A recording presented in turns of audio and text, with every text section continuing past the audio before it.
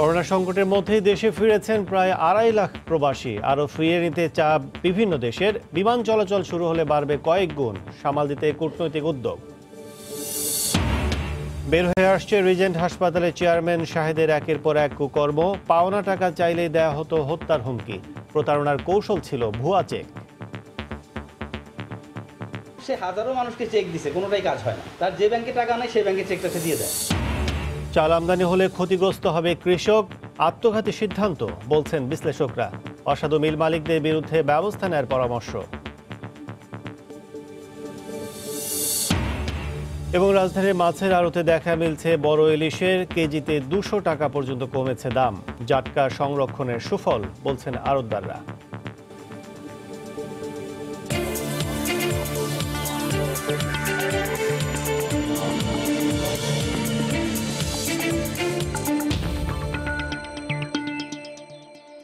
আমন্ত্রণ জানাচ্ছি দেশ ও দেশের বাইরের অর্থ বাণিজ্যে নানা খবর নিয়ে আমাদের নিয়মিত আয়োজন এ সময়ের বাণিজ্যে।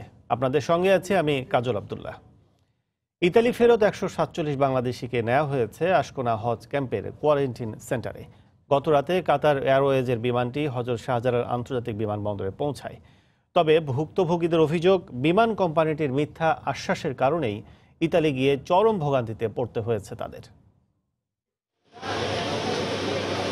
করোনার কারণে দীর্ঘদিন দেশে আটকে থাকার পর ইতালি ফিরেছিলেন 152 বাংলাদেশি। কিন্তু দেশটির বাধার মুখে ইতালির মাটি স্পর্শ না করেই আবার ফিরে আসতে হয়েছে তাদের। করোনা সংক্রমণের উচ্চ ঝুঁকিতে বাংলাদেশ, যে কারণে ইতালি প্রবেশে সাময়িক নিষেধাজ্ঞা দেওয়া হয় বাংলাদেশিদের। সেই নিষেধাজ্ঞার কবলেই পড়তে হয়েছে তাদের। পঞ্চম ফ্লাইটে কিছু লোক এরকম ধরা পড়ছে যাদের ডকুমেন্ট ছিল নেগেটিভ কিন্তু তারা পজিটিভ। বাংলাদেশের যত সার্টিফিকেট নিয়ে তা করুন না, সব ফালসা, মানে 2 নম্বর সার্টিফিকেট, একটা সার্টিফিকেটের কারণে এই অবস্থা। তবে ভুক্তভোগীদের দাবি নিষেধাজ্ঞা জেনেই তাদের মিথ্যা আশ্বাস দিয়ে ইতালি নিয়ে যায় কাতার এয়ারওয়েজ, যে কারণে অর্থনৈতিক ক্ষতির পাশাপাশি চরম হয়রানির শিকার হতে হয়েছে তাদের। আমরা টিভিতে দেখার পরে বলছি যে এরকম তো ডিক্লারেশন হয়েছে, যাওয়া নিষেধ, না করে দিচ্ছে। তারা বললো যে না, যদিও তারা বেলা থাকে আমরা কোনো ব্যাপার পাইনি। আপনারা চলে যান, আপনার না গেলে বড় সমস্যা হবে, এই জন্য আমরা গেছি। এদিকে দেশে ফেরার পর প্রাথমিক স্বাস্থ্য পরীক্ষায় করোনার লক্ষণ পাওয়া যায়নি কারো দেহে। তবুও আশকোনার হজ ক্যাম্পে বাধ্যতামূলক কোয়ারেন্টিনে নেওয়া হয় 147 জনকে। ওনারা বাধ্যতামূলক 14 দিন কোয়ারেন্টাইন সেন্টারে থাকবেন ওখানে। ইনিশিয়াল স্ক্যানিংটা হয়েছে, ইনিশিয়াল স্ক্যানিংয়ে কারো কোনো উপসর্গ ধরা পড়েনি। আমরা ওখানে যাওয়ার পরে স্বাস্থ্য মন্ত্রণালয়ের নির্দেশনা অনুযায়ী পরবর্তী কার্যক্রম করব। তবে বাকি 5 জনের বিষয়ে কিছুই জানাতে পারেনি কোয়ারেন্টিন সেন্টার কর্তৃপক্ষ। কেফায়েত শাকিল, সময় সংবাদ, ঢাকা। এই মুহূর্তে আশকোনা হজ ক্যাম্পে আছেন রিপোর্টার ইহসানুল হক শাওন। সরাসরি চলে যাচ্ছে তার কাছে। শাওন,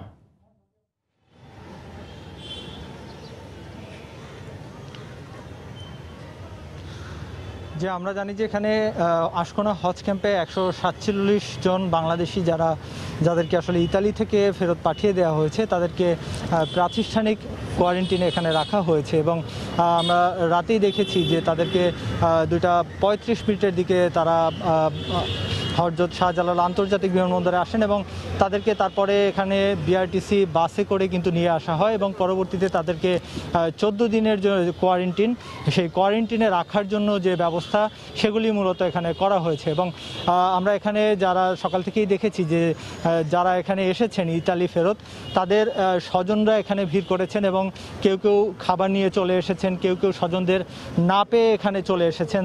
তারা বলছেন যে এই যে দীর্ঘ একটি পথ তারা জার্নি করেছেন, তাতে অনেকেই এই অসুস্থ হয়ে পড়েছেন এবং কেউ কেউ ঠিকমতো খাবার দাবারও পাননি বলে একটা আমরা শুনেছি স্বজনদের কাছ থেকে, এরকম একটি অভিযোগ। এবং তারা বলছেন যে ভিতরেরও পরিবেশ তেমন একটি ভালো না। তবে আমরা এখানে যারা সেনা সদস্য যারা রয়েছে বা সেনাবাহিনীর যা কর্মকর্তা রয়েছে, আগেও বলেছিলাম যে তারা বলছেন যে সর্বোপরি তাদের ভালো রাখার জন্য বা তাদেরকে যে কোয়ারেন্টিনে রাখার যে ব্যবস্থা বা দূরত্ব বজায় রেখে যে ব্যবস্থা, সেগুলি সবই কিন্তু করা হচ্ছে।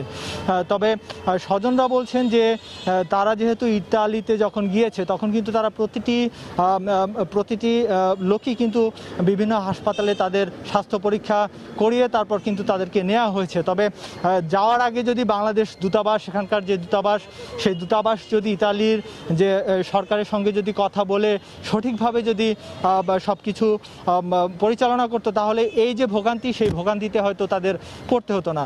তো এই ছিল আমার কাছে আশকোনা হজ ক্যাম্প থেকে সবশেষ। রাজধানীর আশকোনা হজ ক্যাম্প থেকে আমাদের সাথে যোগ দিয়েছেন সহকর্মী শাওন। বিমান চলাচল বন্ধ, তবু এরই মধ্যে সব হারিয়ে দেশে ফিরতে হয়েছে 23,000-এর বেশি প্রবাসী কর্মীকে। সব মিলে করোনার প্রাদুর্ভাব শুরুর পর থেকে দেশে ফিরেছেন প্রায় 2.5 লাখ প্রবাসী। এদিকে অর্থনৈতিক সংকটের কারণে বাংলাদেশি কর্মীদের ফিরিয়ে আনতে চাপ দিচ্ছে মধ্যপ্রাচ্যের বিভিন্ন দেশ। বিমান চলাচল শুরু হলে এই সংখ্যাটা কয়েক গুণ বেড়ে যাবে বলে মনে করছেন অভিবাসন বিশেষজ্ঞরা। তবে সরকারের পক্ষ থেকে বলা হচ্ছে অন্তত 6 মাস তাদের রাখতে সংশ্লিষ্ট দেশগুলোকে চিঠি দেওয়া হয়েছে। এহসান জুয়েলের রিপোর্ট। তারা ফিরছেন একরাশ হতাশাকে সঙ্গী করে, সামনে অনিশ্চিত ভবিষ্যৎ। করোনা পরিস্থিতি জীবিকার নিদারুণ এক সংকটে ফেলেছে এইসব প্রবাসী কর্মীকে।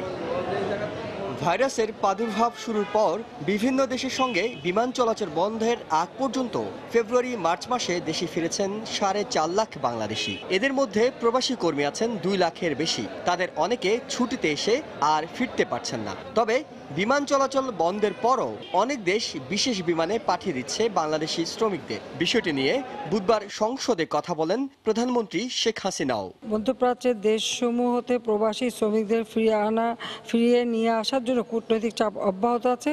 তবে এই চাপ প্রশমিত করার জন্য আমাদের সরকার বিভিন্নমুখী কূটনৈতিক উদ্যোগ গ্রহণ করেছে।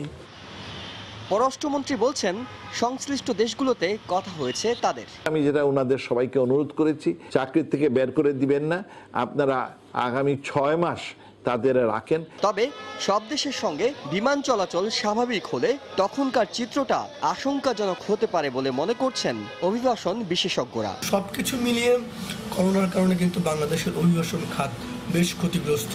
পরিস্থিতিটা সামনের দিনগুলোতে স্বাভাবিক করতে হলে আমাদের কিন্তু কূটনৈতিক যোগাযোগগুলো এমন অব্যাহত রাখতে হবে। বিশ্বের বিভিন্ন দেশে বর্তমানে কর্মরত প্রবাসী কর্মীর সংখ্যা 1,20 লাখের বেশি। এছাড়া স্বাভাবিক সময় হলে গত 4 মাসে 2 লাখ বাংলাদেশি কর্মী কাজ করতে বিদেশ যাওয়ার সুযোগ পেত।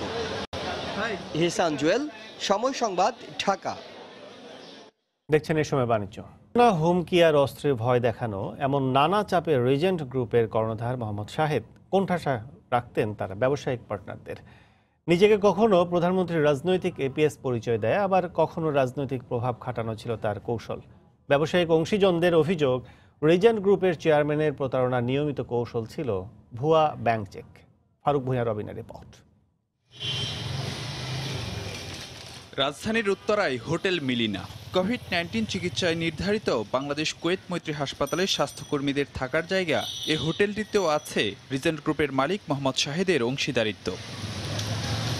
হোটেল মিলিনার ভবন মালিক ও ব্যবসায়িক অংশীদার জানান, গত বছরের নভেম্বরে চুক্তি হয় মোহাম্মদ শাহেদের সঙ্গে। চুক্তি অনুযায়ী প্রতি মাসে 7.5 লাখ টাকা ভাড়া আর মুনাফার 55% দেওয়ার কথা মোহাম্মদ শাহেদের। তবে এর সবই থেকে যায় কাগজে কলমেই। বরং পাওনা চাইতে গিয়ে ও মোহাম্মদ শাহেদের বিভিন্ন কর্মকাণ্ডের প্রতিবাদ জানাতে গিয়ে ভবন মালিককে উল্টো পড়তে হয় রোষানলে। বাড়ি ভাড়া পাবো তখন 7.5 লাখ টাকা, আপনি 9 মাসে হিসাব করলে যেটা হয় 70 লাখ টাকা। লভ্যাংশ হিসাব করলে তো কোটি টাকার উপরে চলে যায়। সে বলছে আপনি আমার সাথে পারবেন না, আমার সাথে আপনি লড়বেন না, আমার সাথে লড়লে আপনি শেষ হয়ে যাবেন। আমাকে হুমকি দিচ্ছে, আপনি বাড়ি থাকবেন না। মোহাম্মদ শাহেদের প্রতারণা আর হুমকির ফাঁদে পড়ার অভিযোগ তার অন্য ব্যবসার অংশীজনদেরও। শাহেদের মালিকানাধীন রিজেন্ট কেসিএস এর পূর্বাচলে লেক খননের কাজে লোকবল আর যন্ত্রপাতি সরবরাহ করত খাদেম এন্টারপ্রাইজ। এ প্রতিষ্ঠানের স্বত্বাধিকারীদের অভিযোগ, মোহাম্মদ শাহেদের কাছে পাওনা চাইতে গিয়ে অস্ত্রের মুখে পড়তে হয় তাদের। আমরা 3 জনই ছিলাম। হয়তো কথাবার্তা কাটাকাটি করতে করতে সে তার অস্ত্রটা বার করে আমাদেরকে দেখায়, দেখিয়ে বলে বার হয়ে যাও, নইলে এখন কিন্তু তোমাদেরকে যে কোনো কিছু একটা ক্ষতি করে দিবে। অংশীজনদের পাওনা টাকা পরিশোধে টালবাহানার অন্যতম কৌশল ছিল চেক নিয়ে প্রতারণা। এমন অভিযোগও রয়েছে শাহেদের বিরুদ্ধে। অনেকভাবে তাদেরকে রিকোয়েস্ট করি, কোনোভাবেই চেক পাস করে না। পরিশেষে আমাদেরকে সামান্য কিছু টাকা দিয়ে বলে আপাতত এটা চালাও, চেকটা তোমরা পরে আমরা ক্যাশ করে দিচ্ছি। এরকম সে হাজারো মানুষকে চেক দিছে, কোনোটাই কাজ হয় না।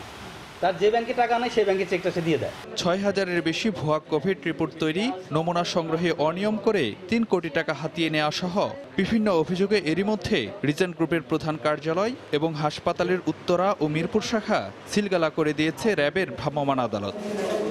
ফারুক ভূঁইয়া রবিন, সময় সংবাদ, ঢাকা। দেখছেন এই সময় বাণিজ্য, সঙ্গেই থাকুন। ধানের বাম্পার ফলন, চালের সরবরাহ স্বাভাবিক, তারপরও সরকার চাল আমদানির সিদ্ধান্ত নিয়েছে। বাজার বিশ্লেষকরা সিদ্ধান্তটি আত্মঘাতী উল্লেখ করে বলছেন, এতে ক্ষতিগ্রস্ত হবে কৃষক ও দেশের বাজার। ভরা মৌসুমে স্থিতিশীল বাজারে চাল আমদানির ঘোষণায় বিরোধিতা করেছেন মিল মালিক ও চাল ব্যবসায়ীরাও। সানবির উপলের রিপোর্ট। করোনা সংকটেও বোরো মৌসুমে ধানের বাম্পার ফলন হয়েছে দেশে। উৎপাদন হয়েছে অন্তত 2 কোটি মেট্রিক টন। বাকি আউশ ও আমন মৌসুমেও লক্ষ্যমাত্রা ধরা হয়েছে অন্য বছরের চেয়ে বেশি। এবার সরকার খাদ্যশস্য সংগ্রহ লক্ষ্যমাত্রা নির্ধারণ করেছে 22.5 লাখ মেট্রিক টন। এর মধ্যে 36 টাকা কেজি দরে 10 লাখ মেট্রিক টন সিদ্ধ চাল, 35 টাকা কেজি দরে 1.5 লাখ মেট্রিক টন আতপ চাল কিনবে মিল মালিকদের কাছ থেকে। বাজারে মোটা চাল ছাড়া সব রকম চালের সরবরাহ স্বাভাবিক। দামও আগের চেয়ে 2 থেকে 3 টাকা কমেছে।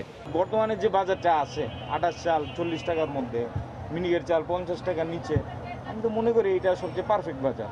চলতি মৌসুমে হাটবাজারে কৃষক ধানের দাম পাচ্ছেন প্রতি মন 800 থেকে 1000 টাকা। 800 টাকা মন ধরে 40 কেজি ধানে 25 কেজি চাল উৎপাদনে ব্যয় 32 টাকা করে। আমরা বারবার সরকারকে চিঠি দিয়েছি, মাননীয় খাদ্যমন্ত্রী মহোদয়কে ভিডিও কনফারেন্সের মাধ্যমে অনুরোধ করেছি কমপক্ষে 2-3 টাকায় ইনসেন্টিভ দেওয়া হোক। কৃষি বিশ্লেষকরা বলছেন মিলারদের নিয়ন্ত্রণ করতে গিয়ে ভরা মৌসুমে চাল আমদানি কোনো মতেই গ্রহণযোগ্য নয়। কৃষক একটু লাভবান হবে, ওই অংশটা হয়তো মিলারের একটু কম হবে, এটা তাদেরকে সহ্য করতে হবে। করোনাকালে বিশ্বে ধান উৎপাদনে বাংলাদেশ তৃতীয় অবস্থানে উঠে এসেছে।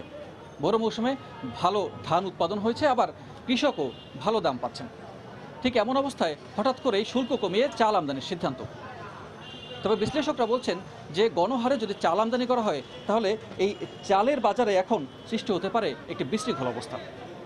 সানবির রূপল, সময় সংবাদ, ঢাকা। রাজধানীর পাইকারি মাছের আড়তে কেজিতে 200 টাকা পর্যন্ত কমেছে ইলিশের দর। জাটকা সংরক্ষণের সুফল হিসেবে বাজারে দেখা মিলছে বড় ইলিশ। সরবরাহ বাড়ায় দেশি এবং চাষের মাছের দামও কমেছে কেজিতে 100 টাকা পর্যন্ত। ঈদের পর ইলিশ এবং অন্যান্য মাছের দাম আরও কমতে পারে বলে জানান আড়তদাররা। মামুন আব্দুল্লাহ রিপোর্ট। রাজধানীর পাইকারি মাছের আড়ত সোয়ারিঘাট। ভোর থেকেই রূপালী ইলিশের সরব উপস্থিতি। ইলিশ ঘিরেই পাইকারদের হাকডাক।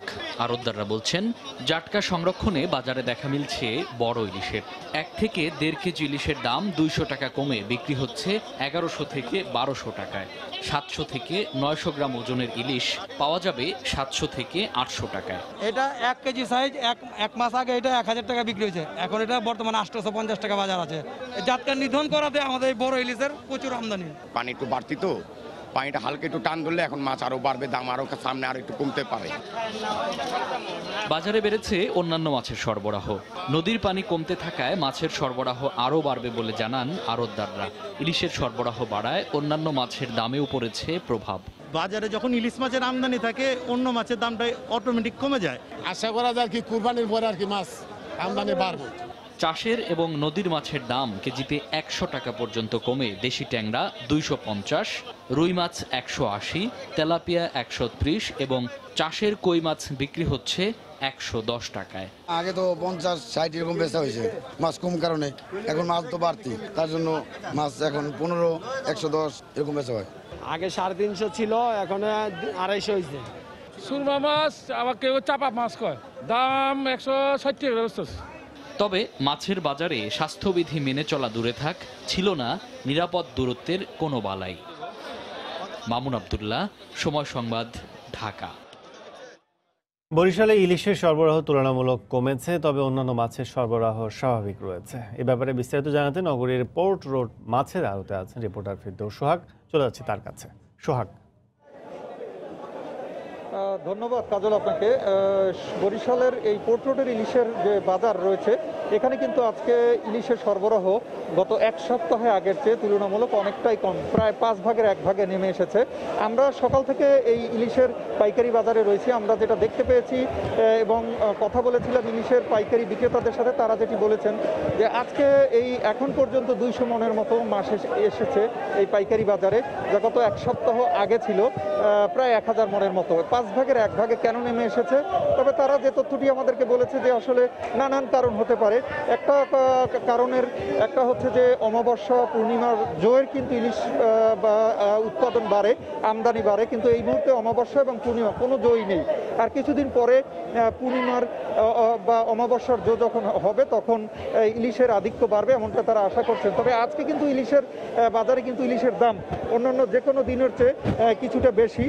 যেমন আমি দুই একটা চিত্র যদি বলি, 600 থেকে 900 গ্রামের ইলিশ কিন্তু আজকে 31,000, যা কয়েকদিন আগে ছিল 28,000। 600 থেকে 1 কেজি ওজনের যে ইলিশ সেটি আজকে 35,000, যা এক সপ্তাহ আগে ছিল 32,000। আবার 1 কেজির উপরে 37,000 আজকে দাম, যেটি কয়েকদিন আগেও ছিল 34,000। আর 500 থেকে 600 গ্রামের ওজন এটি 25,000, যা কয়েকদিন আগে ছিল 20,000 টাকা। এই পরিস্থিতির মধ্যেও কিন্তু আজকে ইলিশের বাজারে কিন্তু ইলিশের দাম বাড়ার কারণে কিন্তু অন্যান্য মাছের দামও কিছুটা বেড়েছে। তো এই ছিল মোটামুটি বরিশালের ইলিশের পাইকারি বাজার থেকে সর্বশেষ তথ্য। বরিশালে ইলিশের সরবরাহ কমেছে, সে খবর জানাচ্ছিলেন সহকর্মী ফেরদৌস সোহাগ। দেখছেন এই সময় বাণিজ্য। করোনার কারণে হাটে এখনও উঠছে না কোরবানির পশু, এতে বিপাকে পড়েছেন পশু খামারিরা। এ সম্পর্কে বিস্তারিত জানাতে বগুড়ার কাহালুর গরুর খামার থেকে সরাসরি যুক্ত হচ্ছেন সহকর্মী মাজিদুর রহমান। মাজেদ। কাজল, আপনি জানেন যে আর প্রায় 20 দিন পরে কুরবানির যে ঈদ, সে কুরবানি ঈদ অনুষ্ঠিত হতে যাচ্ছে।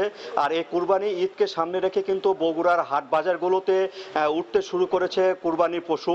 আর এই কুরবানির পশু হাট বাজারে যেরকম উঠতে শুরু করেছে সেরকম কিন্তু এখন পর্যন্ত বিক্রি এখানে খুবই কম। এখানে করোনার কারণে এখানে মানুষজন এখনো আসছে না। আর যে খামারগুলো, যে বলতে হয় যে খামারগুলো রয়েছে বগুড়ায়, সে খামারগুলোতে কিন্তু এখন পর্যন্ত কোনো গ্রাহক কিন্তু এখানে এখনো তাদের অর্ডার কিংবা তাদের কেনাকাটার জন্য বলেনি। আর বগুড়ায় যদি পরিসংখ্যান আমি বলতে চাই, এখানে গরুর যে চাহিদা কুরবানি সেটা হলো 3,40,000 মতন কুরবানির চাহিদা। আর এখানে গরু প্রস্তুত হয়েছে 50,000 খামারে গরু প্রস্তুত হয়েছে, প্রায় 4 লাখের মতন গরু প্রস্তুত হয়েছে। আর যে গরুগুলো প্রস্তুত হয়েছে, সমস্ত বছর যে খামারিরা এই গরুর পিছনে তাদের সময় দিয়েছেন, তাদের বিভিন্ন খরচ করেছেন, সেই খরচগুলো যদি এই কুরবানির সময় যদি গরুগুলো বিক্রি করতে না পারেন, তারা বড় ধরনের একটু লোকসানের সম্মুখীন হবেন। খামারিরা যেটা বলছেন সেটা হলো, এবারে করোনার কারণে এখন পর্যন্ত যে খামারগুলোতে তাদের যে অর্ডার পান, সে অর্ডারগুলো কিন্তু এখন পর্যন্ত পাননি। বলতে গেলে যে আমি যে খামারে এখানে রয়েছি, সে খামারে কিন্তু 61টা গরু প্রস্তুত করা হয়েছে। প্রত্যেক বছর এই সময়ে এই গরুগুলো অর্ডার আসে এবং তারা বিক্রি করতে পারে। কিন্তু এখন পর্যন্ত যে এই 61টি গরু তারা তৈরি করেছে, কিন্তু এখন পর্যন্ত কোনো অর্ডার এখানে আসেনি এবং তারা বিক্রি করতে পারেনি। আর এখানে পানি সম্পদ কর্মকর্তা আজকে যেটা আমাকে বলেছেন, যে গতকাল এই গরুগুলো বিক্রি করার জন্য সরকারি পর্যায়ে কিন্তু তারা একটি পদক্ষেপ গ্রহণ করেছেন। বিশেষ করে অনলাইন ভিত্তিকে গরুগুলোর যে বর্ণনা, তারপরে কতগুলো গরু রয়েছে বগুড়াতে, এরকম অনলাইন ভিত্তিক তারা একটা অ্যাপস তৈরি করবে এবং এই অ্যাপসগুলোর মাধ্যমে গরুগুলো বিক্রি করার চেষ্টা করবে। এটা প্রশাসন থেকে একটা ব্যবস্থা নেওয়া হয়েছে। সব মিলিয়ে যেটা বলা যায় কাজল, সেটি হলো বগুড়ার যে গরুগুলো কুরবানি পশুর জন্য যে গরুগুলো প্রস্তুত করা হয়েছে, সেটি এখন পর্যন্ত বেচা বিক্রি তেমন কোনো লক্ষণ এখানে হচ্ছে না। তো এই ছিল আমার কাছে বগুড়ার কাহালু থেকে সর্বশেষ কাজল। বগুড়ায় পর্যাপ্ত পরিমাণ পশুর গরু বিক্রি না হওয়ায় বিপাকে রয়েছেন খামারিরা, সে খবর জানাচ্ছিলেন সহকর্মী মাজিদুর রহমান। বাংলাদেশ ব্যাংকের গভর্নরের চাকরির বয়স সীমা 2 বছর বাড়িয়ে করা হয়েছে 67 বছর। বৃহস্পতিবার জাতীয় সংসদে কণ্ঠভোটে সংক্রান্ত বিল পাশ করা হয়। সংসদে অর্থমন্ত্রী আ.হ.ম মোস্তফা কামালের পক্ষে পরিকল্পনা মন্ত্রী এম.এ মান্নান বিলটি পাশের জন্য প্রস্তাব করলে কণ্ঠভোটে তা পাশ করা হয়। এর আগে 8 জুলাই বুধবার অর্থমন্ত্রীর পক্ষে বিলটি উত্থাপন করেন পরিকল্পনা মন্ত্রী এম.এ মান্নান। বিলটি পাশ হওয়ায় কেন্দ্রীয় ব্যাংকের সর্বশেষ দায়িত্ব পালন করা গভর্নর ফজলে কবিরের চাকরির মেয়াদ বৃদ্ধি পেয়েছে। গত 2 জুলাই ছিল তার শেষ কার্যদিবস। নতুন বিল পাশের মাধ্যমে ফজলে কবিরকে তার পদে আরও 2 বছর রাখতে আর কোনো বাধা রইল না। 2016 সালের 15 মার্চ প্রথম বাংলাদেশ ব্যাংকের গভর্নর হিসেবে 4 বছরের জন্য দায়িত্ব গ্রহণ করে ফজলে কবির। দ্বিতীয় দফায় আরও 3 মাসের জন্য সময় বাড়িয়ে 3 জুলাই পর্যন্ত সময় বৃদ্ধি করেছিল জনপ্রশাসন মন্ত্রণালয়। মাননীয় অর্থমন্ত্রীর পক্ষে আমি এম.এ মান্নান পরিকল্পনা মন্ত্রী প্রস্তাব করছি যে বাংলাদেশ ব্যাংক অর্ডার 1972 এর অধিকতর সংশোধনকল্পে আনিত বিলটি বাংলাদেশ ব্যাংক অ্যামেন্ডমেন্ট বিল 2020 এই মহান সংসদে পাশ করা হোক। দেখছেন যমুনা ব্যাংক লিমিটেডের 142তম কর্পোরেট শাখার উদ্বোধন করা হয়েছে রাজধানী গুলশানে যমুনা ব্যাংক টাওয়ারে। এই উদ্বোধনী অনুষ্ঠানে উপস্থিত ছিলেন যমুনা ব্যাংকের চেয়ারম্যান ফজলুর রহমান। বিশেষ অতিথি হিসেবে উপস্থিত ছিলেন যমুনা ব্যাংক ফাউন্ডেশনের চেয়ারম্যান আলহাজ নূর মোহাম্মদ। এছাড়াও যমুনা ব্যাংকের ঊর্ধ্বতন কর্মকর্তারা এ সময় উপস্থিত ছিলেন।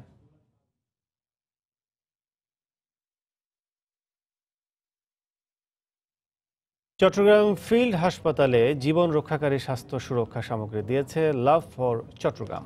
কিছু প্রতিষ্ঠিত মানুষের উদ্যোগে প্রতিষ্ঠিত লাভ ফর চট্টগ্রাম ওই হাসপাতালে মাস্ক, অক্সিজেন সিলিন্ডার, পিপিই সহ আরও স্বাস্থ্য সুরক্ষা সামগ্রী বিতরণ করেছে।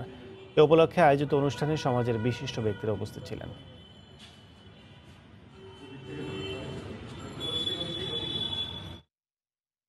সুপার শপের ট্রলি হাত বদলের সময় জীবাণু সংক্রমণ ঠেকাতে যন্ত্র বসিয়েছে স্যাভলন। স্যাভলন জানায়, সুপার শপে নিত্য পণ্য বহনের ট্রলি ঘুরে বেড়ায় গ্রাহকদের হাতে থেকে হাতে। এ সময় যেন জীবাণু সংক্রমণ না ঘটে সে লক্ষ্যেই এই যন্ত্র বসানোর উদ্যোগ নিয়েছে স্যাভলন কর্তৃপক্ষ। ট্রলিতে বসানো যন্ত্র একবার চাপ দিলেই এক প্রান্ত থেকে অন্য প্রান্ত পর্যন্ত জীবাণুমুক্ত হয়ে যায় সহজেই। স্যাভলনের এমন উদ্যোগকে স্বাগত জানিয়েছে সুপার শপ কর্তৃপক্ষ ও গ্রাহকরা। জীবাণুমুক্ত সুস্থ বাংলাদেশ গড়ার লক্ষ্যে স্যাভলন সবসময় মানুষের পাশে থাকার প্রত্যয় ব্যক্ত করেছে। এ পর্যায়ে শীর্ষ সংবাদ জানিয়ে দিচ্ছে আরেকবার। করোনা সংকটের মধ্যেই দেশে ফিরেছেন প্রায় 2.5 লাখ প্রবাসী। আরও ফিরিয়ে নিতে চাপ বিভিন্ন দেশের। বিমান চলাচল শুরু হলে বাড়বে কয়েক গুণ, সামাল দিতে কূটনৈতিক উদ্যোগ। বের হয়ে আসছে রিজেন্ট হাসপাতালের চেয়ারম্যান শাহেদের একের পর এক কুকর্ম। পাওনা টাকা চাইলেই দেয়া হতো হত্যার হুমকি। প্রতারণার কৌশল ছিল ভুয়া চেক। সে হাজারো মানুষকে চেক দিছে, কোনোটাই কাজ হয় না। তার যে ব্যাংকে টাকা নেই সেই ব্যাংকে চেকটা সে দিয়ে দেয়। চাল আমদানি হলে ক্ষতিগ্রস্ত হবে কৃষক, আত্মঘাতী সিদ্ধান্ত বলছেন বিশ্লেষকরা। অসাধু মিল মালিকদের বিরুদ্ধে ব্যবস্থা নেওয়ার পরামর্শ। এবং রাজধানীর মাছের আড়তে দেখা মিলছে বড় ইলিশের কেজিতে 200 টাকা পর্যন্ত কমেছে দাম। জাটকা সংরক্ষণের সুফল বলছেন আড়তদাররা। এই ছিল এই সময় বাণিজ্যে। যে কোনো খবর পেতে ভিজিট করুন সময়নিউজ.tv।